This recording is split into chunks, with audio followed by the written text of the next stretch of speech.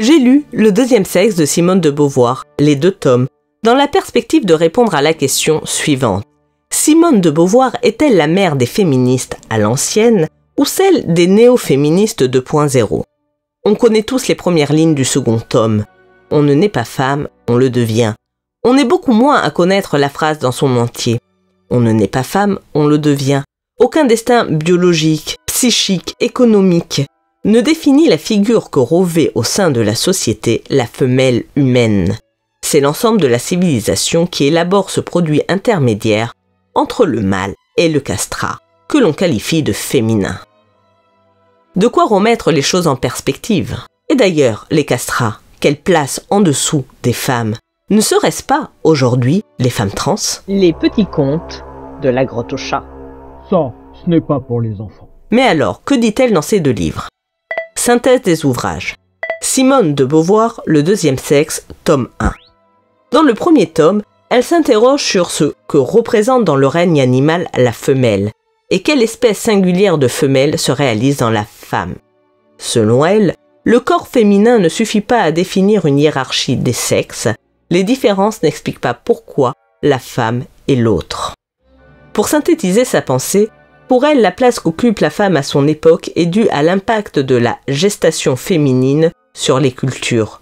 Pour elle, le corps de la femme est un élément essentiel de la situation qu'elle occupe en ce moment. Mais ce n'est pas non plus lui qui suffit à le définir. La biologie ne suffit pas à fournir une réponse à des questions qui nous préoccupent. Pourquoi la femme est-elle autre? Il s'agit de savoir comment, en elle, la nature a été reprise au cours de l'histoire. Il s'agit de savoir ce que l'humanité a fait de la femelle humaine. Elle en déduit que la raison en est que l'humanité n'est pas une simple espèce naturelle. Elle ne cherche pas à se maintenir en tant qu'espèce. Son projet n'est pas la stagnation, c'est à se dépasser qu'elle tend. Elle poursuit. Ce n'est pas en donnant la vie, c'est en risquant sa vie que l'homme s'élève au-dessus de l'animal. C'est pourquoi, dans l'humanité, la supériorité est accordée non au sexe qui engendre, mais à celui qui tue.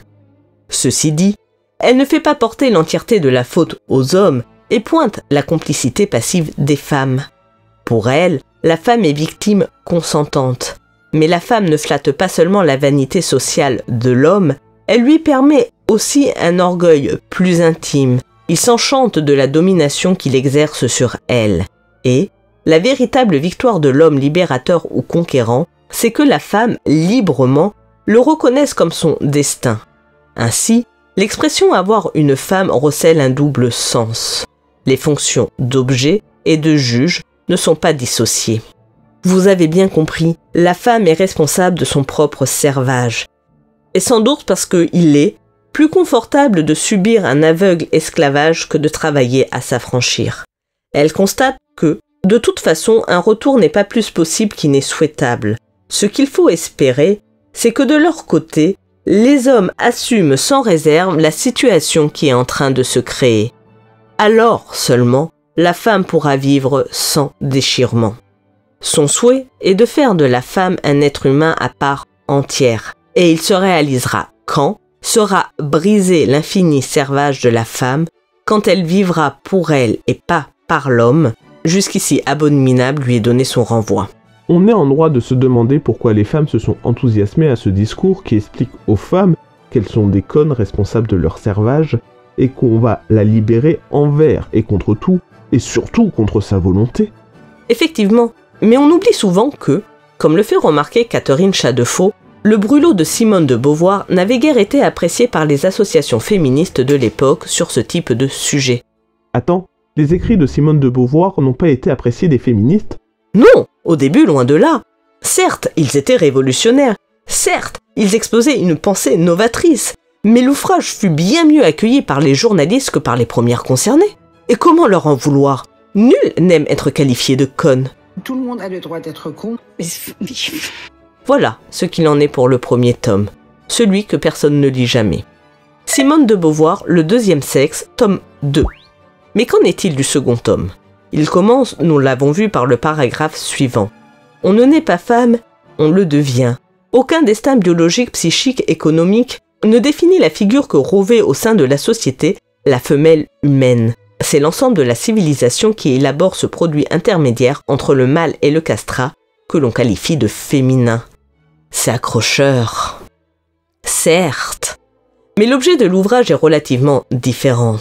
Elle va s'attacher à expliquer pourquoi et par quel mécanisme psychologique la femme tient la place qu'elle tient. Elle va aborder chacune des étapes de la vie d'une femme de son époque, depuis la naissance jusqu'à ses vieux jours.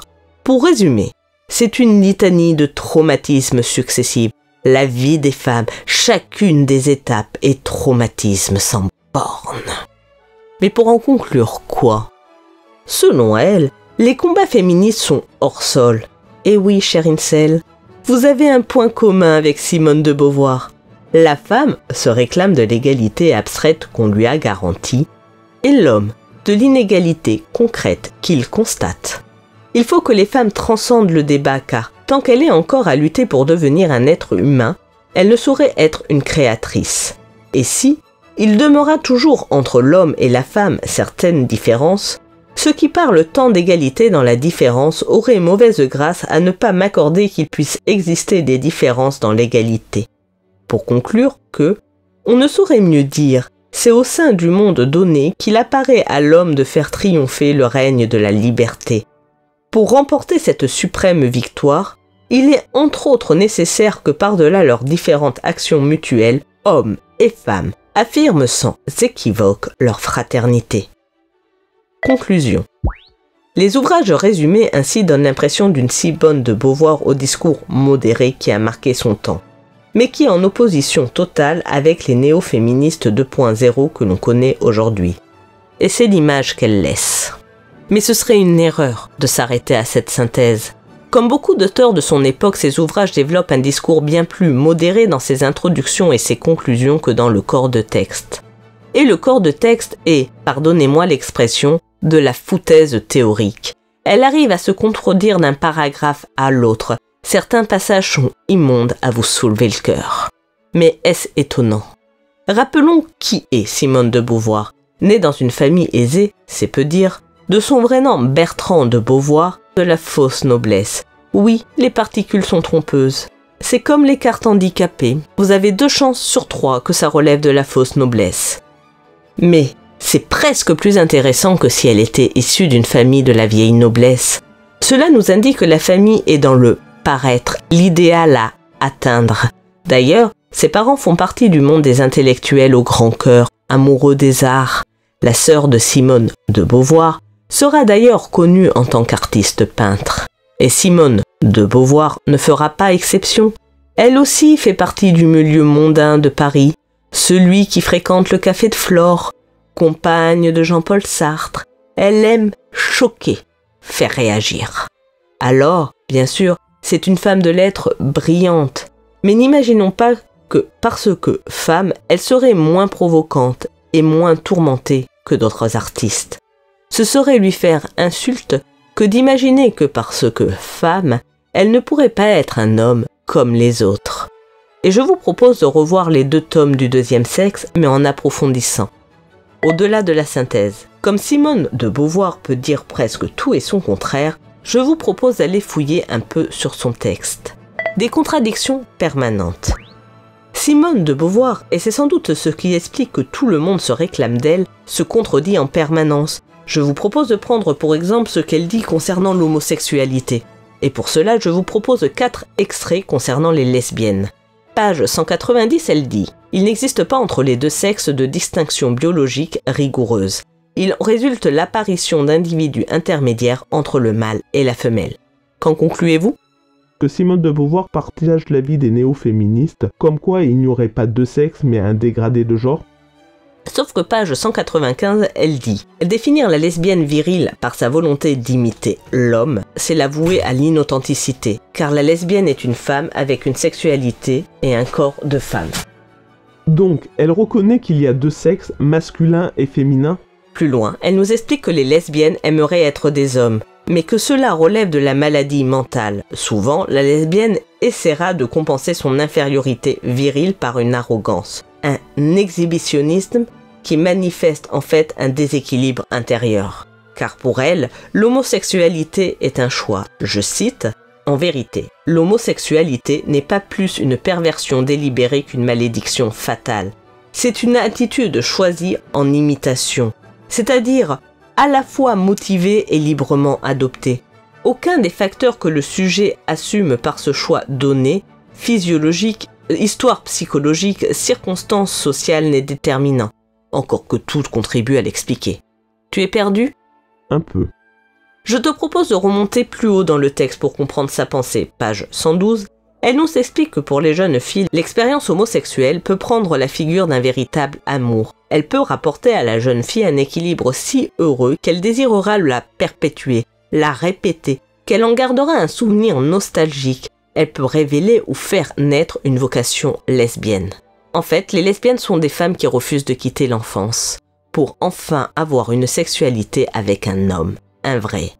Un incel pourrait tenir le même discours. La femme castrat. Oui, Simone de Beauvoir est obsédée par le pénis, et avant tout par son absence. Comme dit précédemment, Simone de Beauvoir perçoit la vie des femmes comme une succession de traumatismes. On a l'impression que tout contact, rapport social ou pas, avec l'homme n'est que traumatisme. Et le premier d'entre eux, celui qui explique tout de la psychologie féminine, est lorsqu'enfant, la petite fille découvre qu'elle n'est pas un petit garçon. Elle est un petit garçon en moins bien. Elle développe le complexe de la castration féminine, l'enfant, à qui l'adulte a transmis ses peurs, pour ne pas dire leur psychose, les transmettra elle-même à la génération suivante. Pour elle, son infériorité n'était d'abord saisie que comme une privation. L'absence de pénis s'est convertie en souillure et en faute. C'est blessée, honteuse, inquiète, coupable qu'elle s'achemine vers l'avenir. Une sexualité pensée autour du pénis. Si vous vous intéressez au plaisir féminin, je vous conseille de lire l'ouvrage de Dora Muto, parce que concernant Simone de Beauvoir, malgré une tentative de singulariser le plaisir féminin, en fait, elle ne le pense qu'à travers les yeux des hommes. Certes, elle écrit « Beaucoup s'imaginent que faire jouir une femme est une affaire de temps et de technique, donc de violence. Ils ignorent à quel point la sexualité de la femme est conditionnée par l'ensemble de la situation. Mais cela s'arrête là. Ce n'est pas étonnant. Elle semble penser la sexualité qu'en acte au service des hommes. Elle est frigide ? Soit Sartre était un mauvais coup. Pour comprendre sa pensée, le mieux est de regarder ce qu'elle dit du mariage et de la prostitution. Car pour elle, femme mariée et prostituée, c'est la même chose. L'acte sexuel entre époux n'a pour objectif que de récompenser l'homme. On admet, comme jadis, que l'acte amoureux est de la part de la femme un service qu'elle rend à l'homme. Il prend son plaisir et elle doit en échange une compensation. Il en est de même avec l'amant. Il arrive de même que la jeune fille rêve d'un libérateur qui l'arrachera au foyer paternel. Que la femme attende que l'amant la délivre du joug conjugal. Il en va de même pour la prostituée. Du point de vue économique, sa situation de la prostituée est symétrique à celle de la femme mariée. Entre celles qui se vendent par la prostitution et celles qui se vendent par le mariage, la seule différence consiste dans le prix et la durée du contrat, dit Marnot. Pour toutes deux, l'acte sexuel est un service. La seconde est engagée à vie avec un seul homme, la première, plusieurs clients qui la paient à la pièce. Celle-là est protégée par un mâle contre tous les autres. Celle-ci est défendue par tous contre l'exclusivité tyrannique de chacun. L'accomplissement des devoirs conjugaux n'est pas une autre grâce, c'est l'exécution d'un contrat. Plus loin, elle ajoute, ce n'est pas leur situation morale et psychologique qui rend pénible l'existence des prostituées, c'est leur condition matérielle qui est dans la plupart des cas déplorable. Alors, c'est bien vite oublier les maquerelles et les macs, et la violence des réseaux de prostitution. La prostituée a la double peine, le double joug. Et d'ailleurs, elle reconnaît que c'est la misère qui pousse à la prostitution, même si, pour elle, c'est un travail comme un autre, tout en nous parlant quelques lignes plus loin de la traite des blanches. Mais c'est complètement contradictoire. Oui, et en même temps, elle est l'héritière des bourgeoises et nobles médiévales qui voient la prostitution comme un mal nécessaire pour protéger toutes les autres femmes du mal des mâles. Elle écrit à ce propos « Il faut des égouts pour garantir la salubrité des palais, disaient les pères de l'Église, et Mandeville dans un ouvrage qui fit grand bruit. Il est évident qu'il existe une nécessité de sacrifier une partie des femmes pour conserver l'autre et pour prévenir une saleté d'une nature plus repoussante. Une détestation du corps des femmes. Vous voyez déjà se dessiner en creux la détestation du corps des femmes. Si cela apparaît dès le début de son texte, cela devient de plus en plus évident au fil de la lecture. Une virginité volatile. Elle déteste la vision qu'en ont certains hommes, et notamment leur rapport avec la virginité. Je vous laisse juge de ces quelques extraits concernant le mystère féminin. La virginité est un secret que l'homme, et d'autant plus qu'ils sont plus libertins, trouve le plus troublant. Voilà donc pourquoi la femme a un double et décevant visage. Elle est tout ce que l'homme appelle et tout ce qu'il n'atteint pas. De tous ces mythes, aucun n'est plus ancré dans le cœur masculin que celui du mystère féminin. Un cœur épris s'évite bien des déceptions, le mystère lui sert d'excuse. Une poule pondeuse. Elle déteste la femme dans ce qu'elle a de plus animal, la reproduction. Outre le fait qu'elle pense la frigidité comme réaction aux grossesses non désirées, elle ne parle du rôle de mère que par le biais de l'avortement.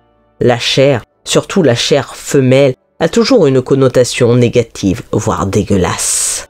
Cette grossesse se fait avec la complicité des hommes. Elle écrit « Il faut compter avec le sadisme masculin dont j'ai déjà eu l'occasion de parler ». Et bien sûr, elle a raison lorsqu'elle écrit « Il est un peu le sujet sur lequel la société bourgeoise déploie le plus d'hypocrisie. L'avortement est un crime répugnant auquel il est indécent de faire allusion. Mais la grossesse, ce n'est pas que ça. » Mais pourquoi fait-elle l'impasse sur la maternité?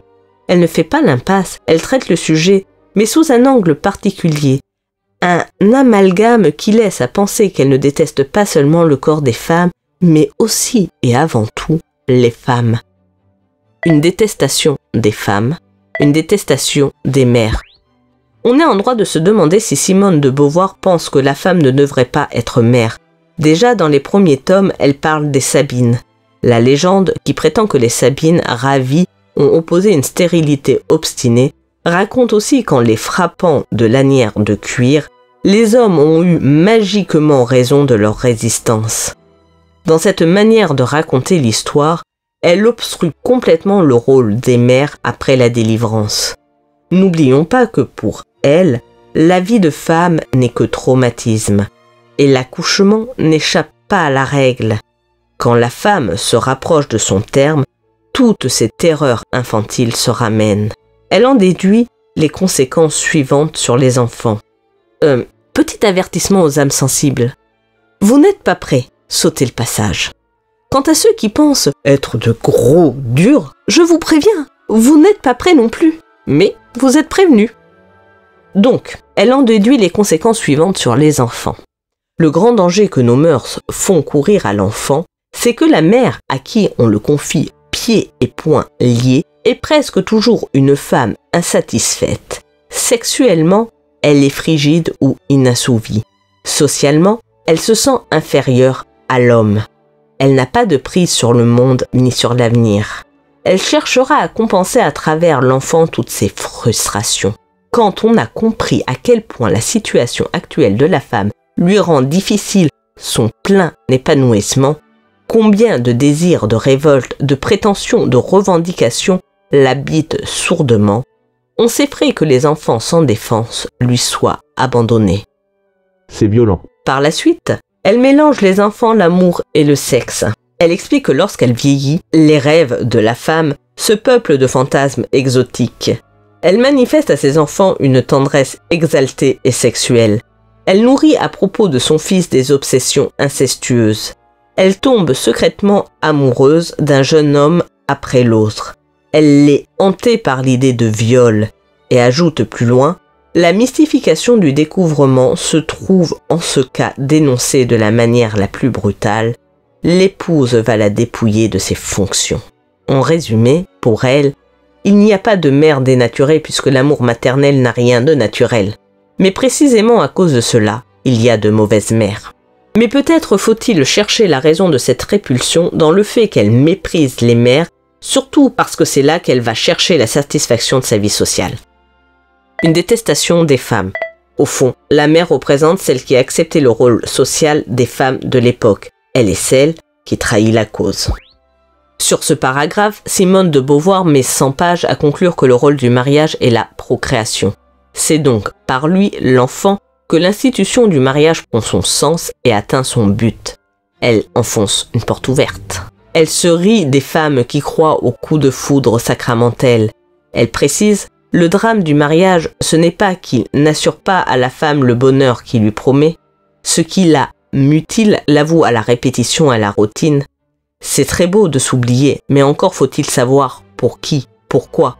D'autant plus que aucun jeune homme, cependant, ne considère le mariage comme son projet fondamental. C'est la réussite économique qui lui donnera sa dignité d'adulte. C'est bien vite oublié que beaucoup d'hommes se sont efforcés à se construire une situation économique afin de pouvoir se marier. Mais passons.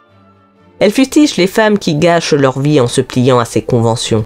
Elle fustige les femmes qui espèrent trouver dans le mariage à la fois force de vivre et le sens de sa vie, l'idéal du bonheur. C'est toujours matérialisé dans la maison, chaumière ou château.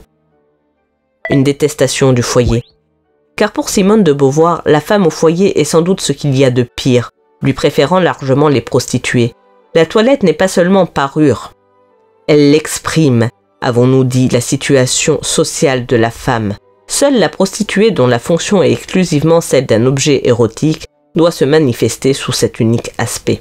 Elle reproche à la société de présenter l'amour comme seul accomplissement possible, les mœurs incitant les femmes à s'aligner ainsi dans son image. Et aucune femme n'échappe à ces critiques. C'est cet ultime effort, parfois ridicule, souvent pathétique, que la femme, emprisonnée pour convertir sa prison en ciel de gloire, sa servitude en souveraine liberté, que nous trouvons chez l'anarchiste, chez l'amoureux, chez la mystique. À ses yeux, le foyer est un piège qui fait de la femme une esclave, un cercle vicieux. Le privilège économique détenu par les hommes, leur valeur sociale, le prestige du mariage, l'utilité d'un appui masculin, tout engage les femmes à vouloir ardemment plaire aux hommes. Elles sont encore dans l'ensemble en situation de vassalité. Elle cite Balzac: « La femme mariée est une esclave qu'il faut savoir mettre sur un trône. Un travail qui rend la femme improductive. » Une détestation des femmes improductives. La vision qu'elle se fait des femmes est extrêmement négative. Amusée ou amère, la sagesse de la vieille femme demeure encore toute négative. Elle est contestation, accusation, refus. Elle est stérile. Dans sa pensée comme dans ses actes, la plus haute forme de liberté que puisse connaître la femme parasite, c'est le défi stoïcien de l'ironie sceptique. À aucun âge de sa vie, elle ne réussit à être à la fois efficace et indépendante. Elle va plus loin et les accuse d'être toutes des bigotes sans cervelle. Il faut une religion pour les femmes, il faut des femmes, des vraies femmes pour perpétuer la religion. La femme improductive par nature. Un des problèmes essentiels qui se posent à propos de la femme, c'est, avons-nous vu, la conciliation de son rôle reproducteur et de son travail producteur. Bref, les femmes sont des connes, un peu malgré elles, mais avec leur complicité. Elle écrit « Le travail à la maison représente une surcharge qui échauffe son intellectuel et sa fibre artistique. » Et voilà ce qu'elle reproche aux femmes, de ne pas être comme elle, de l'empêcher d'être elle-même. Des femmes coupables. Au fond, Simone de Beauvoir, qui évolue dans un monde encore très machiste, ne reproche pas aux hommes d'être ce qu'ils sont, mais aux autres femmes d'être ce qu'elles sont. Les hommes, la voyant en premier comme faisant partie de ce groupe de femmes, avant de la voir comme un intellectuel comme les autres, ou presque. Elle s'attarde sur sa situation de femme et intellectuelle, refusant d'être une potiche ou une proie. C'est ce conflit qui caractérise singulièrement la situation de la femme affranchie. Elle refuse de se complaire dans son rôle de femelle parce qu'elle ne veut pas se mutiler, mais ce serait aussi une mutilation de répudier son sexe. Comme Irène Reveliotti, elle regrette que, pour être acceptée des hommes, il faut penser et agir comme eux. Elle rêve d'une solidarité féminine qui mette les femmes sur un pied d'égalité avec les hommes. Or, les femmes se battent entre elles pour accéder aux hommes plutôt que de s'entraider. Cependant, il est rare que la complicité féminine s'élève jusqu'à une véritable amitié. Les femmes se sentent plus spontanément solidaires que les hommes. Mais du sein de cette solidarité Ce n'est pas chacune vers l'autre qu'elles se dépassent. Ensemble, elles sont tournées vers le monde masculin dont elles souhaitent accaparer, chacun pour soi, les valeurs. Ceci dit, c'est pas complètement faux. Et finalement, c'est le grand paradoxe de Simone de Beauvoir. Elle ne hait pas tant les femmes qu'elle se hait elle-même d'être une femme, de ne pas faire entièrement partie de ce monde intellectuel, de ce monde d'hommes, de malgré sa réussite, se sentir castrée. La femme indépendante et surtout l'intellectuelle qui pense sa situation souffrira en tant que femelle d'un complexe d'infériorité. On est d'ailleurs en droit de se demander, lorsqu'elle cite Eggs, la naissance des enfants et la mort des parents, s'il ne faut pas voir dans son refus de la maternité une quête désespérée de se transcender à la manière des hommes, c'est-à-dire non par la progéniture mais par la postérité. Tu m'as convaincu. Simone de Beauvoir est bien la mère des néo-féministes 2.0. Il ne manque plus qu'elle croie en la magie féminine, et c'est bon. Vous les féministes réalistes, il va bien falloir que vous fassiez le deuil de Simone de Beauvoir. Simone de Beauvoir est-elle la mère des néo-féministes 2.0 ? Alors oui, mais rappelez-vous au début. Je vous ai dit que le premier plaisir de Simone de Beauvoir est de choquer, et qu'en conséquence, elle était capable de dire tout et son contraire. Simone de Beauvoir est la mère des néo-féministes 2.0.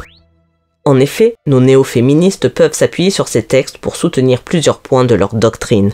Nous l'avons vu plus haut, une relativisation des faits biologiques et de l'existence de deux sexes, une détestation de la femme au foyer, une détestation de l'enfantement et de la maternité, une volonté de se dégager de toute règle sociale, une glorification de la prostitution, mais également le patriarcat comme symptomatique de notre civilisation. Aristote est-il l'homme qui a le plus influencé la culture ? Tout est culture, rien n'est naturel. La magie, car si Trublion, elle parle de la magie, elle se tape tout un délire sur la magie des femmes et leur pouvoir. On peut même se demander si elle rêve moins d'être l'égale des hommes, mais plutôt de devenir la classe dominante. Elle se tape tout un délire également sur les sociétés matriarcales. Sauf que son ouvrage ressemble fortement au journal d'une dépressive, et en conséquence, elle se contredit, voire prend des positions inverses. Simone de Beauvoir, antiféministe intersectionnelle. Un discours qui peut être mesuré. Elle peut également avoir un discours très mesuré et intéressant. Par exemple, elle considère primordiale l'existence de deux polarités, chacun étant l'autre de l'autre, si je puis dire. Elle explique: en définissant la femme, chaque écrivain définit son éthique générale et l'idée singulière qui se fait de lui-même. C'est aussi en elle que souvent, il inscrit la distance entre son point de vue sur le monde et ses rêves égoïstes. La femme, en tant qu'autre, joue encore un rôle dans la mesure où, fût-ce pour se dépasser, chaque homme a encore besoin de prendre conscience de soi. Elle pense également que les hommes qui se privent des femmes manquent leur destin. L'homme n'a pas besoin d'elle afin de reprendre par moments contact avec la terre. Sa vie d'homme doit être tout entière expression de sa virilité qui pose et exige immédiatement la femme. Celle-ci n'est non ni divertissement ni proie. Elle n'est pas un objet en face d'un sujet, mais un rôle nécessaire à l'existence du pôle de signes opposés. Les hommes qui ont méconnu cette vérité, un Napoléon par exemple, ont manqué leur destin d'homme. Ce sont des ratés. Oui, elle traite Napoléon de raté. Finalement, ce qu'elle regrette, c'est l'asymétrie de la relation. Cependant, le rôle de la femme et de l'homme ne sont pas exactement symétriques. Sur le plan social, il y a une évidente primauté de l'homme. Presque d'extrême droite. Alors, comme on l'a vu, Simone de Beauvoir dit penser qu'il n'y a que deux sexes. Sa position sur l'homosexualité la ferait passer de nos jours sans problème pour une personne d'extrême droite. De plus, elle est plutôt du côté des ingénieurs qui construisent les centrales électriques que des femmes qui pratiquent la magie. L'idée de magie est celle d'une force passive parce qu'elle est vouée à la passivité et que pourtant elle souhaite le pouvoir. Quant au monde réel, elle essaie de l'oublier. Ça, c'est pour Sardine Ruisseau. Simone de Beauvoir, une facho. Et concernant l'intersectionnalité des luttes, autant vous dire que Simone de Beauvoir serait classée aujourd'hui dans la case méga facho. Comme je vous l'ai dit, si l'introduction et la conclusion sont soft, le corps de texte, lui, cache des perles. Alors autant vous dire que Simone de Beauvoir n'est pas l'amie des esclaves, ni même des néocolonialistes. Si elle reconnaît que les Noirs qui sont venus d'Afrique en France connaissent aussi, eux-mêmes, comme au dehors, des difficultés analogues à celles que rencontrent les femmes, elle pense que tout ce que gagne l'esclave, il le gagne contre la femme. Selon elle, plus il devient puissant, plus elle déchoit, en particulier quand il devient propriétaire du sol et qu'il revendique aussi la propriété de la femme. Ce qu'elle pense des plus grands esclavagistes de l'histoire n'est pas mieux. La musulmane voilée est enfermée, et encore aujourd'hui, dans la plupart des couches de la société, une sorte d'esclave. Conclusion, la femme, l'avenir de l'homme. Simone de Beauvoir naît dans un monde pensé par et pour les hommes. À son époque, le prestige viril est bien loin de s'être effacé. Elle imagine que ce monde, ayant toujours appartenu au mâle, aucune des raisons qu'on en a proposées n'apparaîtra suffisante. Pour elle, la seule manière de s'extraire de sa condition féminine est d'agir et de penser comme un homme. Sa pensée est complexe, parfois contradictoire. Nous devons lui reconnaître qu'elle a laissé à la postérité des ouvrages incontournables, notamment pour la pensée féministe. Finalement, chaque courant peut y piocher ce qu'il veut. Mais ce qui est révolutionnaire à son époque n'est-il pas devenu conformiste aujourd'hui? Car aujourd'hui, on est en droit de se demander si la femme n'est pas pensée comme l'avenir de l'homme. On veut déconstruire les hommes, les rendre semblables aux femmes.